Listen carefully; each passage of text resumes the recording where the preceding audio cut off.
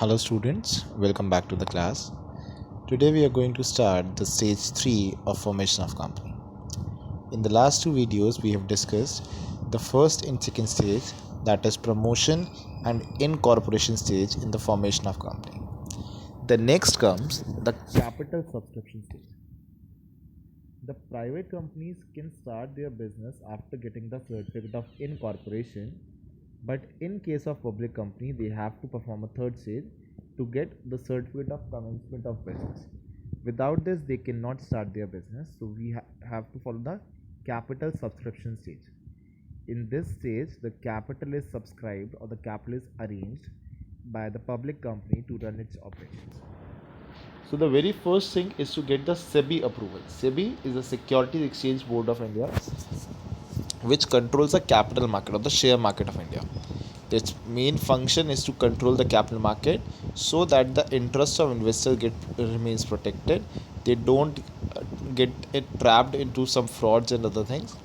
So all public limited companies are mandatory. For them it is made mandatory that they have to submit all the relevant information with SEBI before issuing the securities in market. Market में share issue करने से पहले you have to disclose each and everything to Securities Exchange Board of India. You cannot hide any material fact from SEBI, because if you do hide any material fact, your registration can get cancelled due to avoidance or due to negligence in accordance to the Guidelines for Disclosure and Investor Protection Act 2000. After the SEBI's approval, you also have to make a prospectus. As the public company has to raise funds from public, it needs to publish a prospectus, which is a document or circular or invitation which invites the general public to subscribe for the shares. And this prospectus has to submit it with the registrar also. Then we have to appoint certain professionals in case we have not already appointed. First being banker for the bank transactions, brokers to sell the shares in market. They encourage the people to invest into the company's securities, and underwriters are the people who undertake the guarantee to sell out the shares. In case the company's share doesn't get sold out in full, the underwriters themselves buy those shares. Then comes the minimum subscription. That is an important thing for any public company. If you are inviting people to invest in your shares, the SEBI has put a restriction on that. The SEBI has clearly said if you are inviting application, a minimum of 90% subscription should be received, so that in future you don't have any shortage of funds. In case you don't receive that 90% funds within 120 days, you have to return the total fund collected within the next 10 days.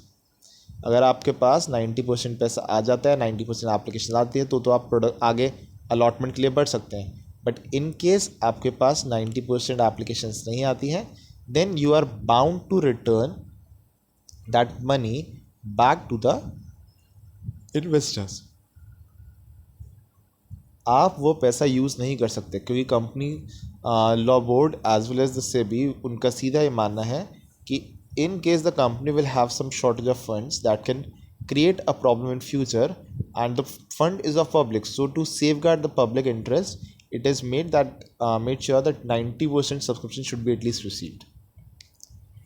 After this, the company has to apply to the stock exchange. The company has to apply for the stock exchange. The company has to get itself listed in the stock exchange before selling the securities. There are 24 stock exchange in India. The company can get itself registered in any recognized stock exchange.